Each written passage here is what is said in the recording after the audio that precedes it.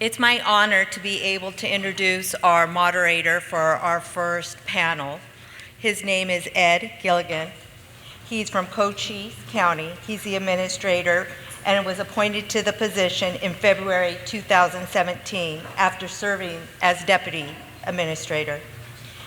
Previously, he spent 16 years working in the Arizona Superior Courts, holding positions of Chief Adult Probation Officer, Juvenile Court Services Director, both in Cochise County, and Treatment Program Coordinator, Unit Supervisor, Drug Court Coordinator, and Probation Officer in Pima County. In 2014, he was appointed by the Chief Justice of the Arizona Supreme Court to serve on the state's Mental Health Court Advisory Committee. He helped to develop very important specialty courts. Additionally, he's an award-winning trainer, amazing, in the areas of evidence-based practices in community corrections and nonviolent intervention, as well as criminogenic risk and needs assessment. He holds a bachelor's degree in psychology from the University of Arizona, and then also holds a Master of Science degree in management from the American College. Ed, would you like to come up?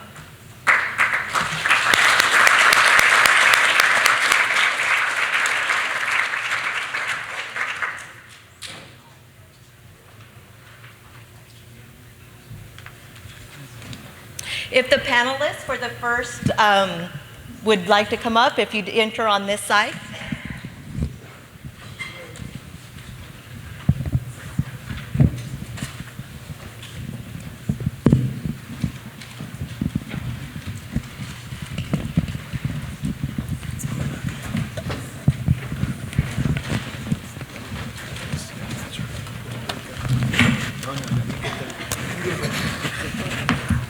No fighting now, guys, no fighting.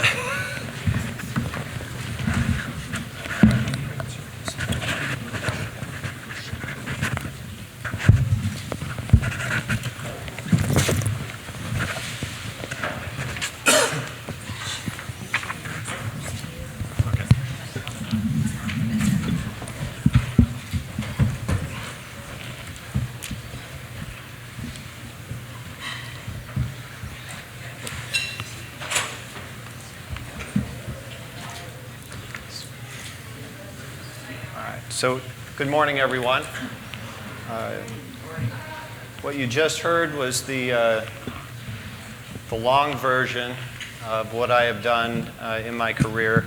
The short version is, I'm just a guy who can't hold a job. I'd like to introduce on our panel a gentleman who is the absolute opposite of what I am in a career. He is a man who certainly can hold a job. Captain Don Bishop of the Mojave County Sheriff's Department, who is the jail commander there in Mojave County, and began his career there in 1987, the year that I left high school and began college jumping and gallivanting around the country. He has been instrumental in a number of programs there. You will hear about partnerships and collaboration that is driving solutions in Mojave County and borrowing solutions from other places and other jail systems in the state. The other Don on our panel, but no ordinary Don, is Mr. Don Jacobson. Don works for the Arizona Supreme Court as a senior special projects consultant. His career has largely been in court administration, but I can guarantee you with some certainty that he is probably the only electrical engineer in the building this morning. There you go. So congratulations for taking 4 years to decide that that was no way to make a living. Steve Julian, who is the Navajo County Criminal Justice Coordinator, is on our panel today. That job is fairly new to Steve and fairly new in the state of Arizona. Steve, like myself, spent a good part of his life as a probation officer. Clearly the best profession that there is. And to any probation officers in this room, I thank you for what you continue to do. And it certainly makes a difference for the folks that we are most concerned with here today, that being the mentally ill in our system. Steve will have an opportunity to talk about many of the initiatives there in Navajo County. And one of the primary factors to consider there certainly is the financial distress in Navajo County. A rural county in Arizona, and certainly a county that is facing some very, very significant economic strains right now, and yet is making progress in very important initiatives. And our final panelist today is Khalil Rushton. I, like many people, am a sucker for a superhero movie. I recently watched one of the Avengers movies, the best one, in which Superman, who had been deceased, was brought back to life somehow by some electrical engineer or something, a lightning man. They do it all.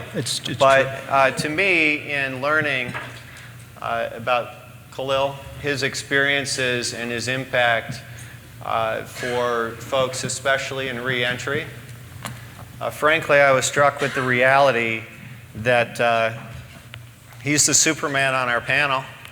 He's a superhero in Arizona, and his work and work of many other mentors and advocates for people is critically important.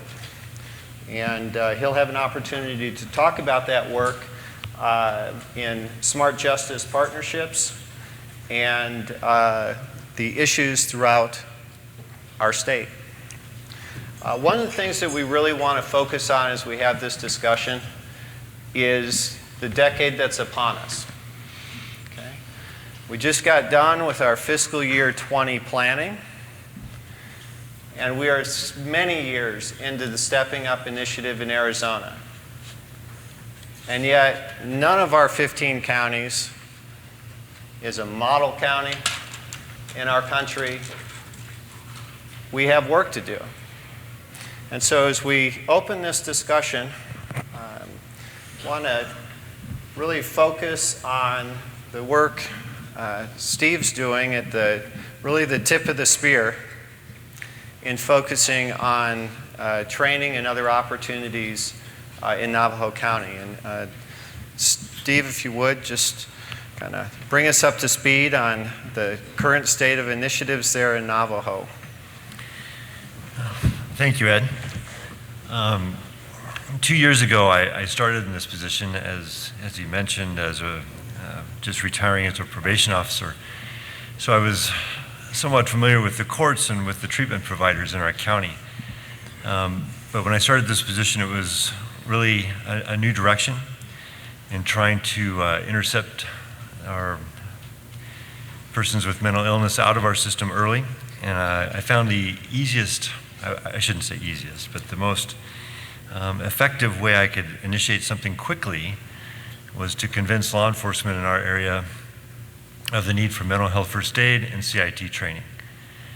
Our police chiefs were committed to that, but they were unwilling to proceed ahead until they were confident that the trainers that their police officers were going to have for mental health first aid were their own folks, their own officers. And none of them wanted to proceed ahead until we got their officers to be the actual instructors for their field officers throughout the county. So fortunately, the NARBA Institute stepped up for us. The Northern Arizona Regional Behavioral Health Association stepped up and funded some officers to receive the public service component of the mental health first aid training. And we now have that in progress throughout the county monthly, trying to get our officers trained in mental health first aid by other officers, trained by other officers. And that's progressing ahead. We hope for 100% of our officers to be trained and dispatchers. And we've also started our CIT program 2 years ago. We've run 3 classes now in Navajo County.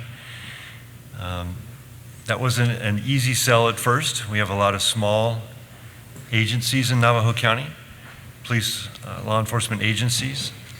And when I explained to them that this was a 40-hour course, many of them looked at me rather reluctantly that there was no way they were going to be able to give up officers from the field for 40 hours at any given time, so we had to adapt our program and make it a 4 10-hour CIT program, 4-day CIT program that spanned 4 weeks, and try to do 1 day a week for 4 weeks so they could manage the loss of personnel and get them into our training. Out of 3 classes now, we have 39 officers and dispatchers trained in CIT, but this is just the beginning. We really want to move forward with that, and we're hoping for another class to begin in October. And I could go on if Ed wants. I think what is a real standout in terms of the efforts there in Navajo County, rural Arizona composes the vast landmass of our state. 2 largest metro areas around Phoenix and Tucson certainly have a lot different opportunities and kind of fall into that traditional model of CIT training with a small percentage of a workforce trained to respond on each shift as specialty responders to come and support in calls. And the picture in rural Arizona is it doesn't work real well because we've got a whole lot of small police departments, sheriff's department that's spread out over thousands of miles. And with all of those departments and all of that different leadership, really unifying those folks and moving them together with one common focus to try to get that training to every officer. And I think for the state, probably an opportunity in the future as we look at the real challenge there. How do you integrate that in a law enforcement training academy? As a fundamental, essential skill for officers working throughout our state. Captain Don, who's made a career in the Mojave County Sheriff's Department and specifically in the jail and improving services there, has impressively relied along colleagues in the state to borrow and implement programs and initiatives to advance stepping up and decrease the population of mentally ill in the jail there and to improve services for them when they are there. Don, if you could expand on the current state of affairs and the significant progress there and some opportunities as we move forward. Sure. I'd like to first state that I've never been on probation before. However, I am in jail, so I don't know what that says to me. But I will tell you that the majority of my law enforcement career is on the streets, and just the last 6 years now, this month actually, have been in the jail. And although it's law enforcement, it's about 180 degrees different. You have a different perspective, a different view of everything. I've even come to enjoy some conversations with attorneys now. But the one thing that I would say is that I will speak for our county, and we talk about rural Arizona, rural communities, and we're faced with challenges. We all are, even the big counties, the metropolitan areas. Don't get me wrong, they have their challenges as well. They're just different. The issues that we all face are relatively the same, but the resources that are available and the solutions that we bring to solve some of these issues are different in every community. So you eloquently say that I borrow ideas from others. I just flat out steal them. But You know, we can look for areas where people have had some successes, and we can figure out, and I'll use Yavapai County. I think that for rural Arizona, or a lot of Arizona, they're really blazing the trail for a lot of us to follow. But what they're doing is not going to work 100% in my county, and it's not going to work in Navajo County. But we can take that and figure out how we can make it successful to some degree in our area. And I will tell you that I think that in my county, one of the issues that, or the gap in our attempt to address these issues have been the officers on the street. And I say that with love because that's where I come from. But sometimes the fastest and the easiest way to deal with a problem from a law enforcement perspective is not always necessarily the best way to deal with it. The judge alluded to the fact that once this person gets into the system, it's hard to get them out, and the outcome is usually going to be very predictable. It's going to be probation, jail, or prison, and it probably, just continues to repeat. So we're trying to attack things in the middle to divert people out of the system, but our focus now has shifted to try and keep them from entering the system to start with. And I will tell you, in my rural part of the state, that has been a challenge, and that's with the officers in the street, is to identify the resources that they have to divert somebody out of custody when they can. That's not always possible, but they have to realize that there are some resources that can help and that may keep this person from getting into the system to start with, because it's very true. Once they enter the system, it's hard to get them back out, especially the longer they're in it. So right now, our focus just recently has really been, dragging, sometimes kicking and screaming the street officer side of this component to the table and say, look, we need to do something different here if we want a different outcome. And so we've identified that we can probably get the mental health first aid training to them as an easy sell, especially when you attach the post-continuing education credits. They like that. That's very appealing. The CIT training, Steve is absolutely right, to try and talk to a law enforcement administrator and say, we need X number of officers for 40 hours.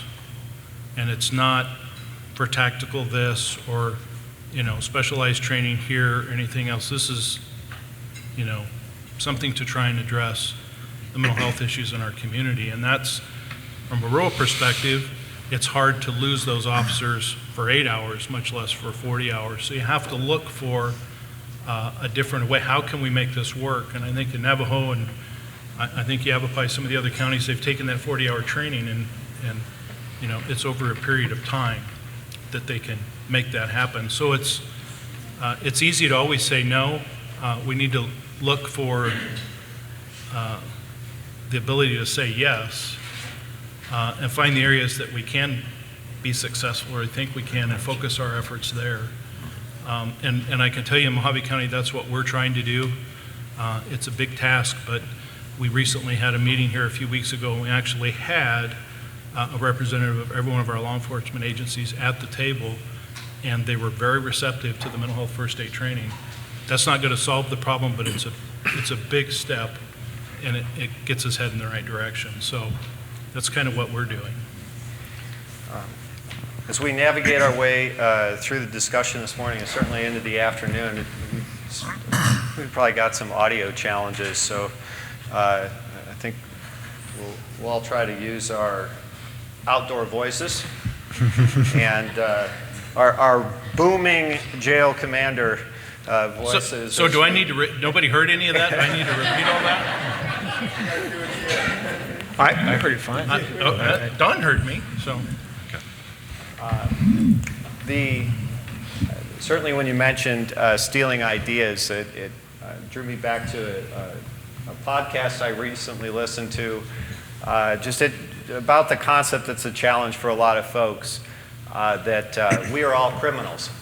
And it was an extraordinarily interesting discussion, not necessarily about stealing ideas plagiarizing the work of other government officials, which is an absolute compliment. But that through the course of our lives, we have all made some significant mistakes and sidesteps, and many of us have simply avoided arrest.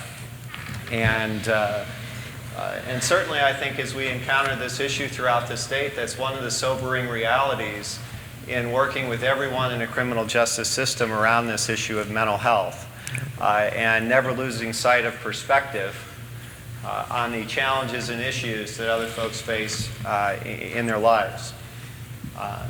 Coordinating efforts between organizations, and I think one of the cornerstones of Captain Don's ability to have success in Mojave County is that in his career, he worked in varying capacities, and with that it brings perspective and credibility to the conversations in trying to get other groups of professionals to work differently and adapt to new ideas and help other parts in this continuum in corrections and at other intercept points.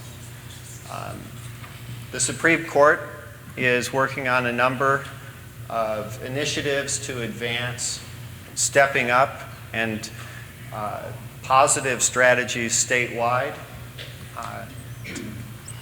Don Jacobson is in the catbird seat in working at reform programs there. Don, where are we in terms of building coordination through state courts and with our initiative? Yeah, thank you, Ed.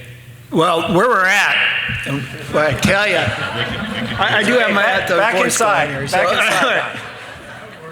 That worked okay? Okay. I've never had a problem being heard. That's always one of the things that's just part of who I am.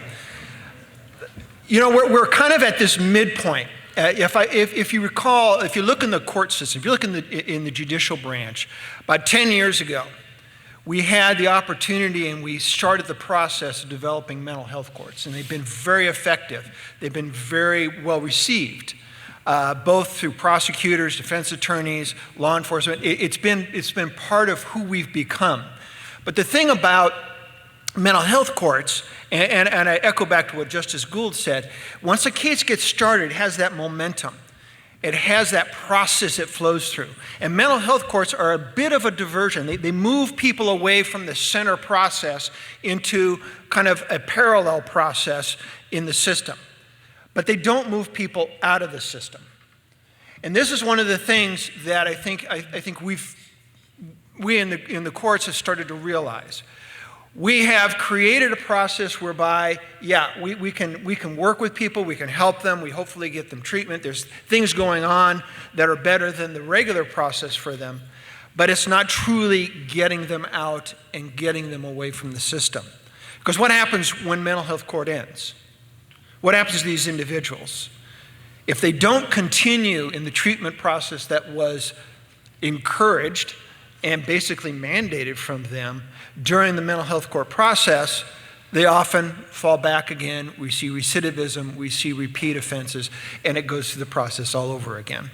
And some mental health courts have actually taken on the process because of the need. They say, well, once you've been through our mental health court once or maybe twice, well, we're not going to let you come in again because obviously it's not working. So then where do we go? And what happens to these individuals?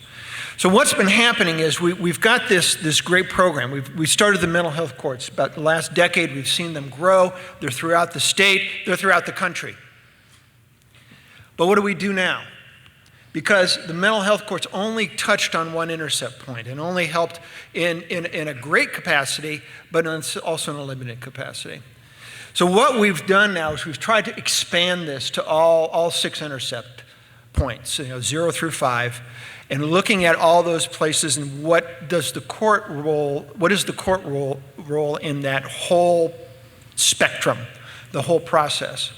Because while law enforcement's out there working with those folks on the street, and the jail is dealing with those that are booked, and the prisons are dealing with those that are sentenced, the court has a kind of a central role. And I'm actually very jealous, Don. I got to tell you, and Steve, both of you guys, you mentioned the CIT training, the mental health first aid. We got none of that. I mean, if you look at it, you say, well, we got the officers out there in the street doing the work, having that direct contact. But these people end up in the courtroom too. And we don't have any of that kind of training for judges to recognize the issues, for court staff to learn de-escalation and some of the process. None of that's happening within the court system. So we're far behind.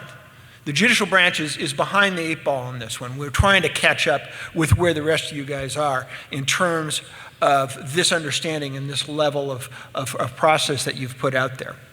So we're trying to catch up in that area. We're trying to catch up in understanding how we can then actually divert people at those various intercept points along the way. Now, I've got to tell you, even though we're trying to catch up, I think we've got some great progress that we've made. I'm going to brag a little bit about Arizona, going to brag a little bit about what we've done here. I was up in Idaho a few weeks back at the Conference of Chief Judges. And we had basically everybody from Texas, Alaska, Hawaii, Guam was there, everybody on the western side of the United States. And we started talking about what are you doing in your courts? What is each state looking at? And you know what happened? Arizona kind of floated to the top and said, we're doing more than anybody. And I was actually surprised by this. I wish I could say I wasn't, but I thought we have so far to go, we have so much to do. I thought we should be kind of in the middle of the pack somewhere. And it turns out we're way ahead of the game. One of the things that we've started to do, one of the things that we've been focusing on is getting the sequential intercept model concept out there to the judges. We had a summit this last spring, and honestly, it was the first time many of our judges heard this concept of the sequential intercept model. It's been around for years, but we haven't really incorporated it and gotten to the point where that's become part of our thought process to be thinking in these terms. So we began that process with our judges. We then expanded this. We partnered with the State Justice Institute, the National Center for State Courts. We have now developed a curriculum to train individuals in each jurisdiction to go out and map those intercepts. Not just to map them, but to actually create protocols in relationship to them. We have 3 things that every jurisdiction in the state is now encouraged to work towards. They are to, first off, find a way to identify those individuals that have the need. There's got to be a way to say, these are the people we need to divert. These are the people that need the services. Secondly, identify those services that are available. I was amazed. We had a training just last week up in Flagstaff, and one of the most amazing things to me was finding out what we're actually doing. You know, you have people like Mojave, like Navajo, like Yavapai. You've got these various counties doing lots of great things, but we're not sharing that information. We need to find channels to share that information, and then find out what's available in our communities. So identify the people, identify the resources, and third, and crucial to this, is identify the pathways to get those people with the need to the resources that match those needs. And we've developed this training. We've actually had our first session ended last Friday. I can tell you this, 14 of the 15 counties and the 6 largest municipalities on the judicial branch side have gone through that training now. We're only missing 1 county. This is a very small county, and we're going to work with them on that. So we have all 15 counties covered on this. They can go out now and start mapping that process, start looking at those various intercepts and see where they go. We also invited folks from the Western region. We had individuals from Idaho, Oregon. We had numerous states there, Colorado. We had these states coming in, and they are now starting to look at that too. So with our partnership with the National Center, as well as the State Justice Institute, we're going to make this curriculum available not only in this state, but also actually nationally. It's going to go out nationally, the curriculum we developed. So we're starting to have an impact even beyond the borders of Arizona. But we've got a long way to go. So the next decade, if you will, if the past decade has been focused on mental health courts, the next decade is focusing on everything else. Getting our staff trained up to know, to recognize, to learn how to respond to those behavioral health issues that come into the court system, as well as finding those roads, those places that we can then begin to find out roads. And that's where you guys are going to come in. You're going to have to be our partners in this. We're going to depend a lot on you. So I'm making myself available. Please, we need your help. Telling the judges, here's how you map it, and finding those roads are 2 different things. And it's going to be a bit of a haul for us to get there. So we need your participation. We need your help in that. So I'll get off that issue, but I just want you to know I'm here to plead for your assistance. in this process. And I want to thank you for your willingness to do that even ahead of time.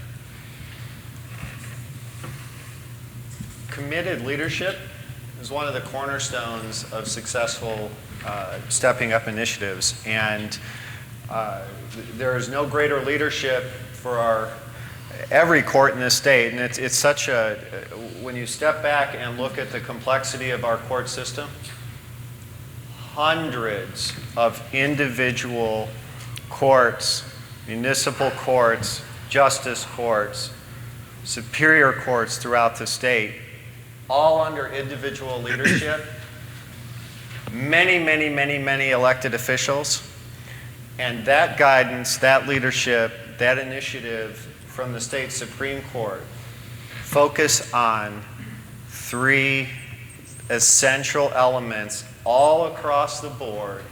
Let's get everybody speaking the same language with the same fundamental foundation of skills and information is absolutely such an incredible and positive step forward to strengthen the services we provide and ultimately divert people from a system in which the courts sit really smack dab in the middle of in the processes and programs that are offered folks.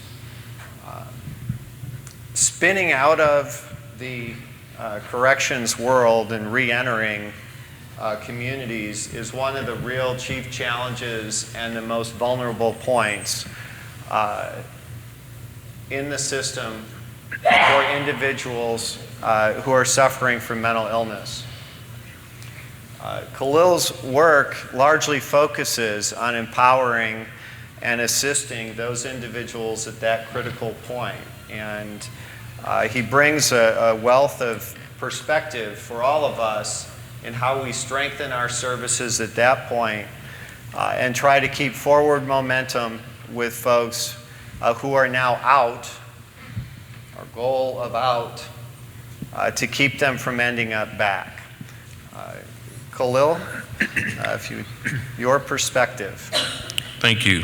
Thank you for having me.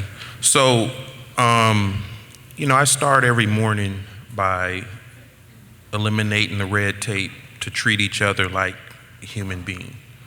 A lot of times we forget to do that. I take a proactive approach to these issues because I feel anytime I'm reacting to something, I've already lost. And that proactive approach allows me to apply solutions real time, especially where you have somebody who is in the system, who has not fully embraced the environment. I'm going somewhere with this. And then they get out, and now they're back in society or somebody's household. And then they have a problem, they have a issue with adjusting. Problem with that is most people don't identify or they're not aware that incarceration itself is a trauma. And they come out, that trauma is compressed because they're mandated to get a job, they're mandated to maybe take substance abuse counseling, and there's a long laundry list of things that they're obligated to do, whether it's parole or probation. And it's not, and I'm not knocking either agency. I'm just talking about the realities of the person coming out. So most people don't identify having a mental illness to even get to the services that are out there. And the longer that they're incarcerated, the more or the bigger the issue is with mental illness. So what I do is I'm on the front line trying to connect them to services, because most people get their list of obligations and they're gone because the other illness that I've identified as anxiety And that anxiety goes up because on their back continuously is the notion that if I don't do everything on this laundry list, I'm going back to prison. In some instances, I've heard it firsthand from parole and probation officers that if you do not do X, Y, and Z, you will go back to prison. So, I was a sports guy, and it's hard to make free throws when you got a lot of anxiety. And the work I'm doing is trying to get that anxiety down, so not only can the person complete their obligations of parole and probation, but then also start a healing process. And that's the key thing that's missing. Most people come out of incarceration and they forget to heal. They're looking for forgiveness from, people who may have been victims or people they've disrespected by stealing money from or whatever. And they're willing to patch up and forgive or build those relationships or look to build those relationships. But the biggest thing is they forget to forgive themselves. And they carry that on their backs along with all the other things that they're obligated to do. And, with all the pressure that is on their back, how can we ever expect them to perform? Or how can we ever expect them to engage? Or how can we ever expect them to start the healing process? So, it was easier for me to sit on the sideline and say, hey, you know what? I came out and I was successful after a 15-and-a-half-year sentence. But I really wasn't. I walked out, there was a big gap in my life missing. And I associated my time as just being, hey, I was in the wrong place, wrong time. I was prosecuted. I never even looked at incarceration myself as a trauma. And, I'm looking across this room, and the key people that are missing, I like who's in the room, but then who's not in the room. And it's communities of color. Because when I talk about mental illness or mental health in my community, people's first assumption, hey, I'm not crazy. So it's harder for them to embrace any type of resources out there or to even address traumas when they're already feeling, hey, I'm not crazy, I don't need that.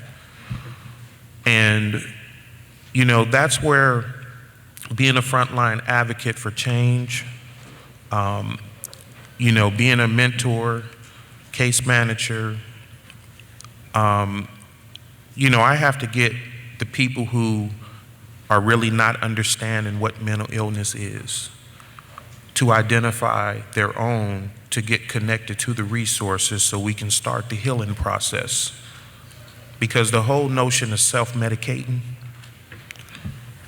that's the part that starts to become or is being criminalized.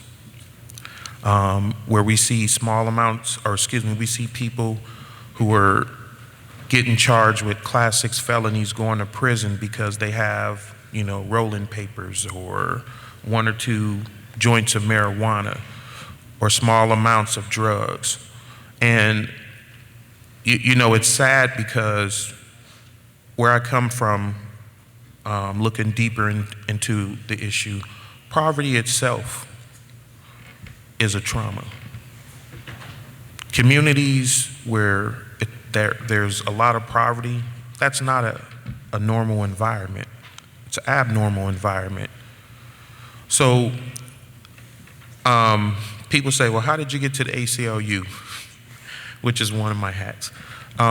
So last year, the ACLU engaged they started to engage in a national campaign to reduce the prison population by 50% and combat racism within the criminal justice system. And people hear that number 50% and they say, wow, that's very aggressive and ambitious. And when I break it down to where you cannot incarcerate mental illness out of a person, or you cannot incarcerate addiction out of a person, when you start to put those two groups of people together, and you start to see how much of our prison system or our prison population it makes, we're almost at that 50%. And, I love the work I do, and most people think because I'm an advocate and I'm a strong advocate that I'm afraid to sit down when it's time to apply solutions and be at the table. No. It doesn't matter. If we're moving in the right direction, if we're bringing solutions, if we're keep people connected to the resources, invite me to the table. But if we're going to do the same talking and disconnecting or sending people to jails and prisons, I don't want to be a part of that. So that's pretty much what I've been doing. It's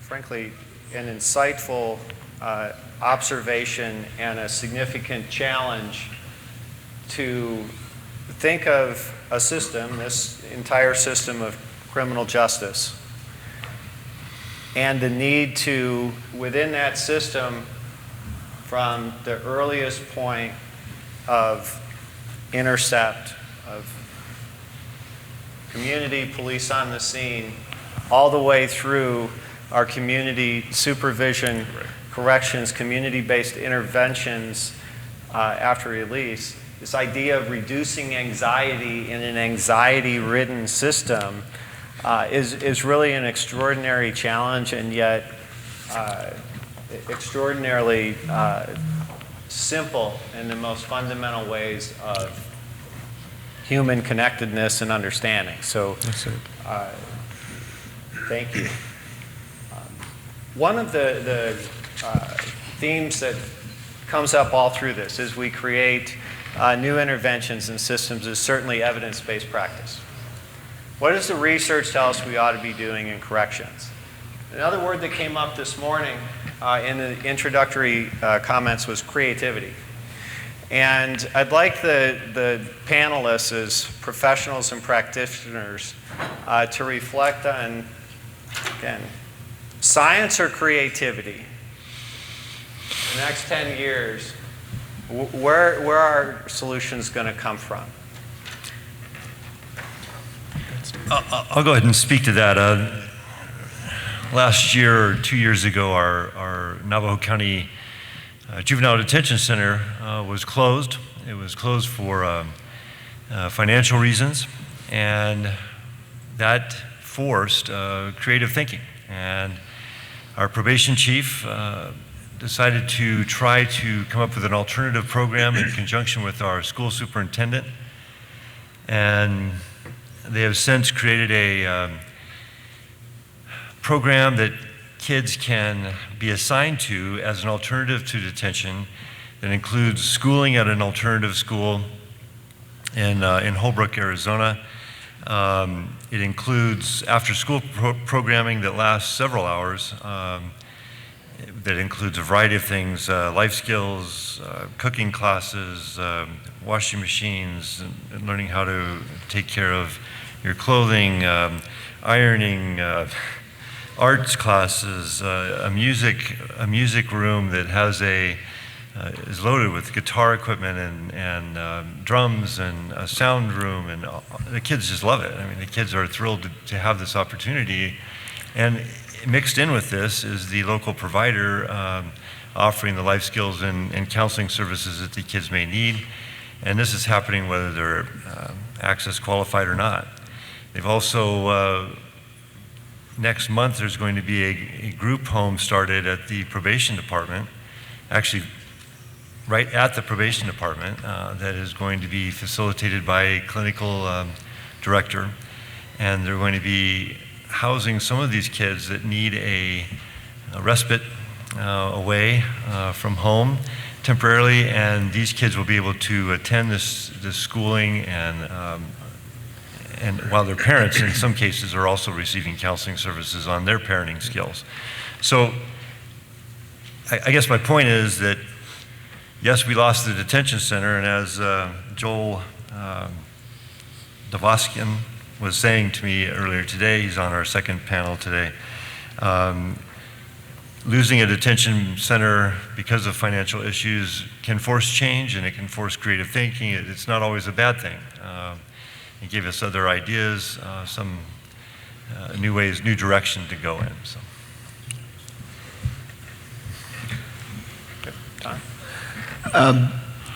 First, the creativity, and then the science, which is more of a challenge here.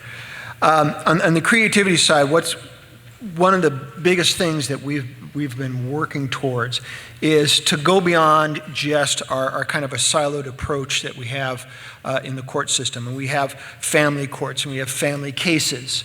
We have juvenile court and juvenile cases. We have criminal court and criminal cases. We have civil court and civil cases. We have probate court and probate cases. We have created a system that isolates these different case types into different case processes. And yet what we found is that the individuals are sometimes one and the same. So one of the biggest challenges and one of the biggest places of creativity for us has been to say, let's not look at it on a case process basis. Let's start to look at this on a person basis.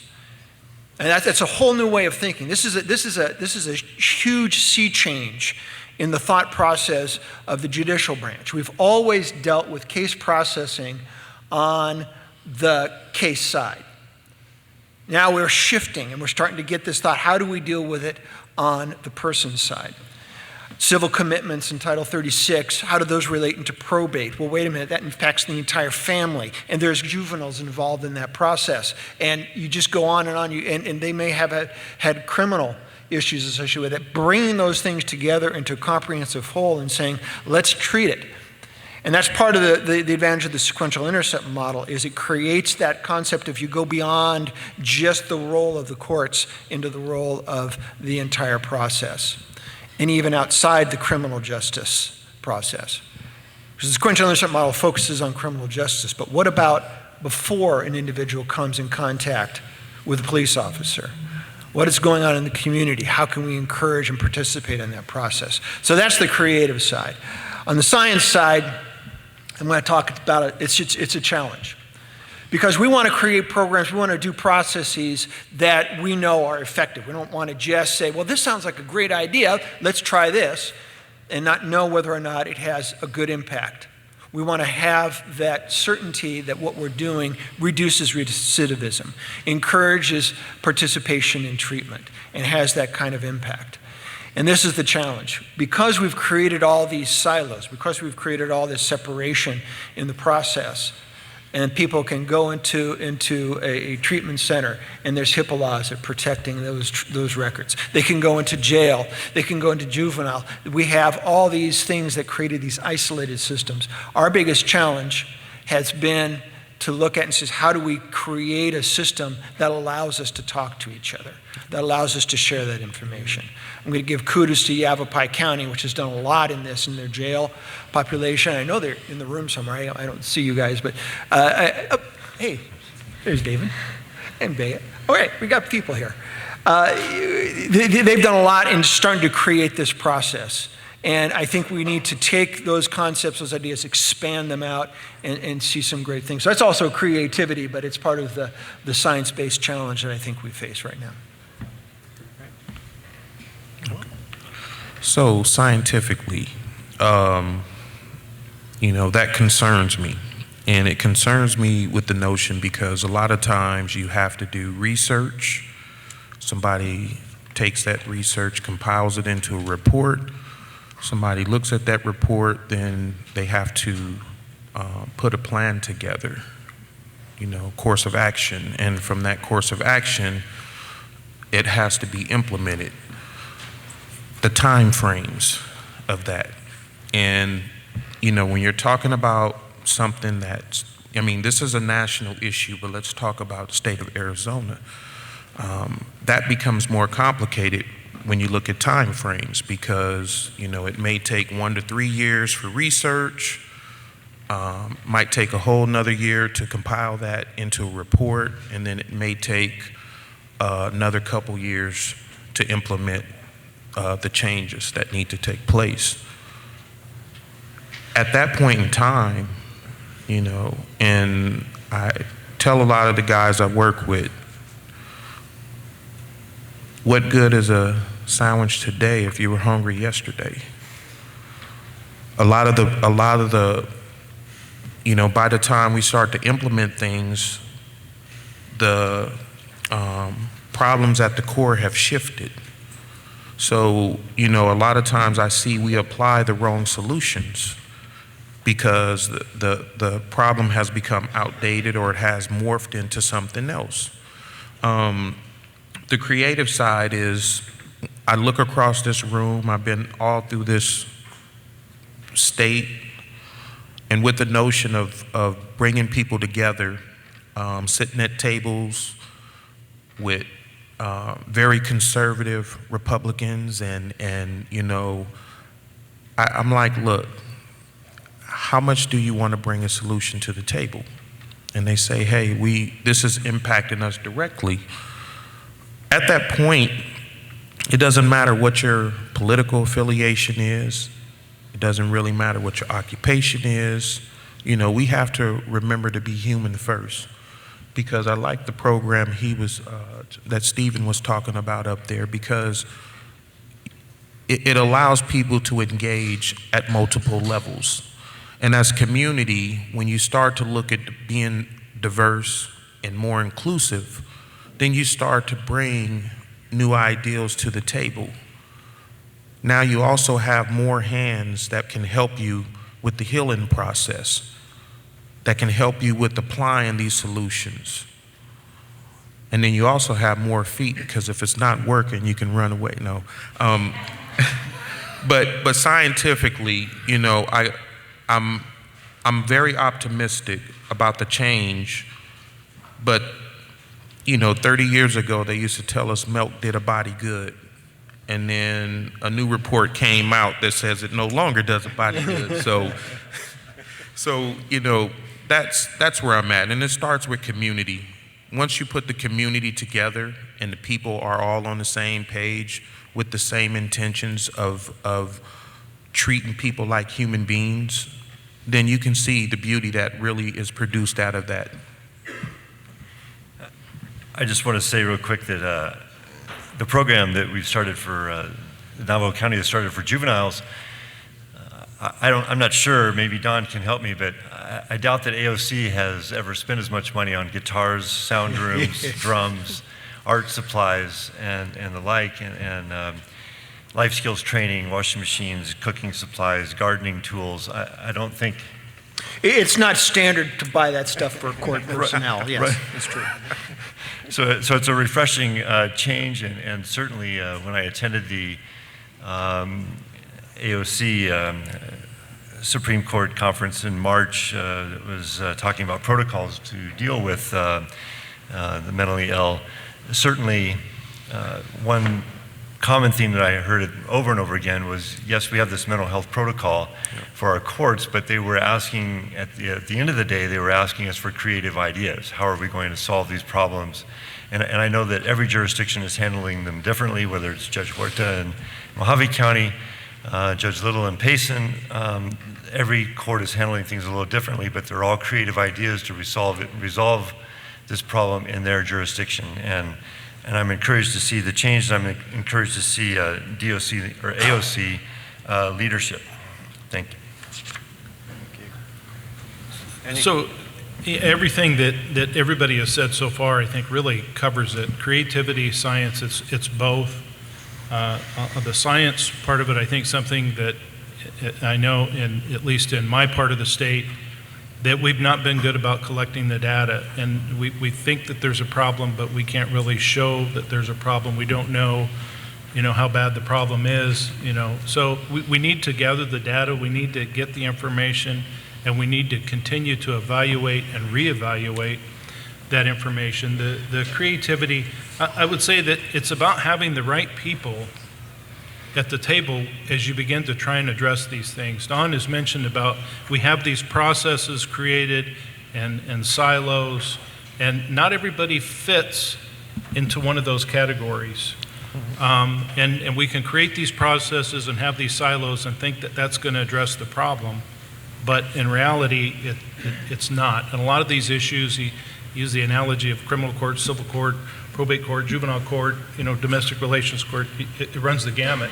But a lot of this stuff just kind of commingles and co-occurs, which is exactly the problem that we have with mental illness. It co-occurs with other things, homelessness, substance use. So there's just not a one-stop shopping approach. And I didn't know that, the court would pay for washing machines and hose and rakes and stuff. Well, we focus on the guitars. But the guitars. And the drums, that's where we really like them. And the drums. So, but I think that if you look at that, I'd mentioned earlier, it's easy to say no, and it would be very easy for the AOC to say, are you out of your mind? We're the court. We're not going to buy a washing machine, a guitar, and a set of drums. We're the court. That's not what we do. It takes people, for the law enforcement, we know that domestic violence and the cycle of abuse, it just continues unless something from the outside interrupts that cycle. And this is it. It takes somebody that's willing to say, we need to do something different. Maybe if we did buy some guitars and we could have a different outcome. So it takes people that are willing to come to the table, realize that there's a problem and that something different needs to take place to have a different outcome. And I really think that that's the key to it. And finding these creative ways, and what we do in Mojave County may never work in Navajo County or down in Cochise County or Yuma County or even Maricopa County. But some of the concepts and some of the ideas and some of the approaches could. And I think that's the thing to focus on. And I would just say one thing.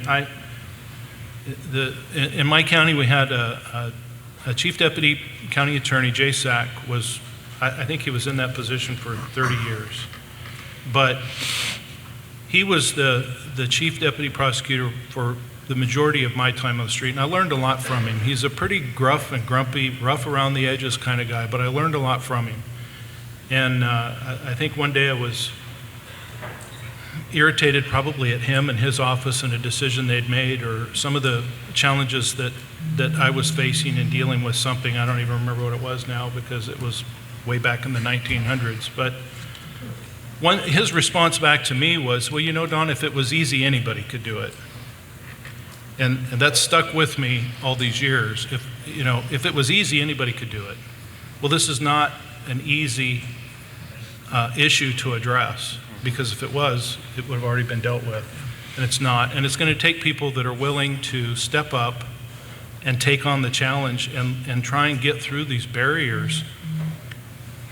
Trying to get people that are already in the system to consider a different approach.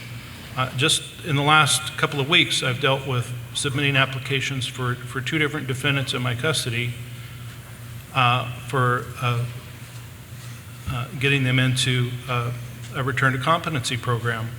And what I'd identified is that if I left it up to the attorneys to complete the application and compile all the things that are necessary to build that packet to get them into a competency program, it's not going to happen. So I took that on. A lot of that information, if you've ever compiled one of those, a lot of that information has to do with a lot of jail information, a lot of our incident routes, classification, jail medical records, and everything else. So really a lot of the information that goes into there comes from the jail anyway. Obviously, the jail has skin in the game. Why don't you let the jail do that? I'll reach out to the prosecutor and defense attorney, whoever I need to get that information to plug this in. But otherwise, this is just not going to happen. Everybody's busy, but in the meantime, this person is sitting in jail and they're decompensating. Let's move this along. So an experience that I had last week is the application was submitted in this person, but it was lacking one thing: an unredacted copy of Rule 11 valuations. And I couldn't get it. So it's like, I don't want to read it. I can tell you what it says. It says the person's not competent, but they're restorable. Or I wouldn't be going through this process. I'm sure that this is what the court has determined. There's no secret in this report. But we need it for the application. We need it because it's part of the process. But the process and the people in the process have gotten so accustomed to that process that it's like, well, you can't have that. What do you mean I can't have that? I'm doing the application. So, well, that's HIPAA and this, and it's a sealed record and everything else. I can tell you what it says. Your defendant's not competent, but everybody thinks he's restorable. Am I wrong? I don't need to read 22 pages of report to come to that conclusion because that's what it says, or I wouldn't be doing this application. So, and there's probably more information in the 400 pages of medical records from the jail than there is in that evaluation report. But that's the system. And it's not conducive to how can we move this along? How can we do what is in everybody's best interest here in spite of the systems that we've created sometimes? So I would just, I don't know if we're done, but I would just leave you with the comment that if it was easy, anybody could do it. And because that's really resonated with me from Jace. And what stands out to me in this foundational discussion here of guided by creativity, guided by science, that in the work we do, we absolutely want to be mindful of what the work of researchers has provided to us as practitioners in criminal justice. Tells us what works and what doesn't. There have been myriad things we have created that end up making people worse. And so we don't want to do that. And at the same time, that loud and clear message that as people who work in a complex system, that what we don't want to do is get bogged down in the bureaucracy of creating new systems and neglect the urgency of the issue at hand with getting the mentally ill population out and into treatment instead of into years of processing and reprocessing in a criminal justice system. In the very final minutes we have in looking at this next decade, you open a newspaper and you read about indications of economic recession. Markets are in decline. Are we going to have it? It's going to happen. When is it going to happen? It will happen at some point. When we look at a 10-year period, next decade, it's probably going to happen, okay? And recessions are traumatic for government officials. I have a mentor who frequently reminds me that you should never let any good crisis go to waste. And very quickly, for our panelists in reflecting, at the point that our communities, our governments, our institutions face economic despair, what possibly might we do to seize the moment and move this initiative forward? How could we capitalize on that? I'll go. I mean, I don't want to make it sound so simple, but I mean, start building authentic relationships within the community. I mean, because that's what's going to weather any storm, the relationship you have, and with the notion that economy does crash, you still have those relationships, and you have more people at the table who can help bring resources. You know, I mean, it's happening now. You know, we created this unofficial Arizona village of a lot of formerly incarcerated people who want to bring changes, and you know, they just didn't have the platform. So there's a lot of people out here who come together, who are assisting officials at multiple levels, and that's where I start by just bringing that community together and have it be sincere. So, Sincere, authentic relationships are absolutely free of economic cost, rich in economic benefit.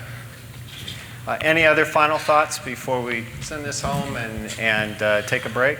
Yes. Yeah, I agree, so much with the relationships thing, and part of that is a change of the mindset and the culture. One of the things that changes and keeps us on course through tough times is having that shared and the common goal of what we're trying to get to. If what we're trying to get to is get disruptive people off the streets, if what we're trying to get to is get cases closed, if what we're trying to get to, if our mindset, our goal is about doing these things, that's a very different thing versus a mindset and a culture that says we want to treat the people that come into the system well. We want to help them. We want to see things accomplished.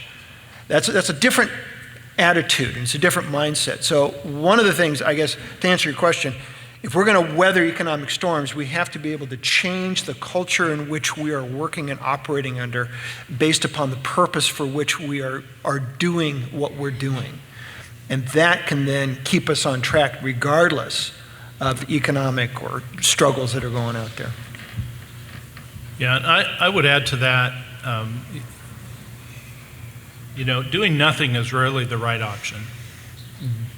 And I would also say that everybody can do something to affect some level of change even today, this very day. A small victory is still a victory, and no matter what the economy or the next 10 years has in store for this issue or any issue for that matter, it's always easy to say, no, well, we can't do this because we need to find the areas where we can have some success, no matter how small or big, and that's where we need to focus our efforts. So if there's a downturn in the economy, then maybe there's going to be fewer areas or smaller victories, but it doesn't mean that those opportunities are not going to exist.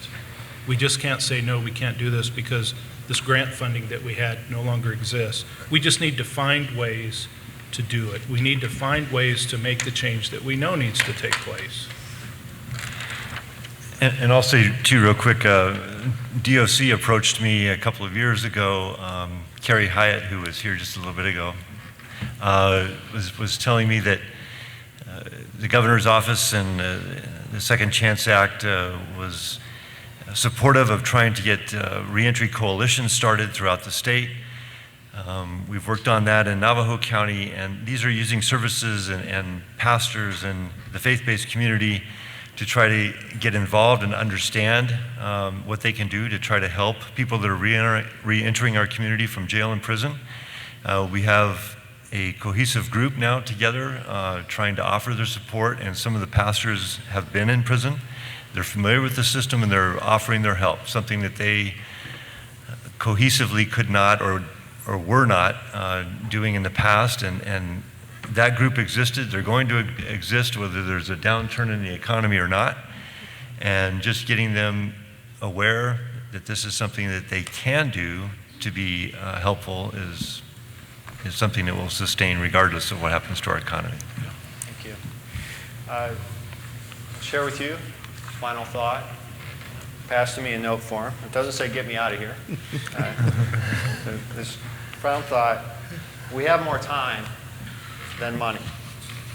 And that is absolutely and most certainly the truth as we work through this process, an urgent process, an important process. And I want to thank all of you for spending time out of your busy professional lives to come here and have an opportunity to collaborate, gain some new insight and some new energy to go back and continue to tackle the challenges in your jurisdictions.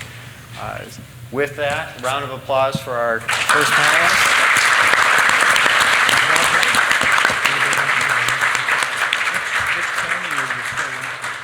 They will be circulating if you have questions. I'm sure that they have insight they'd like to continue to share. Thank you. They're open. Sure. It's just paper. Oh, sure. Sure.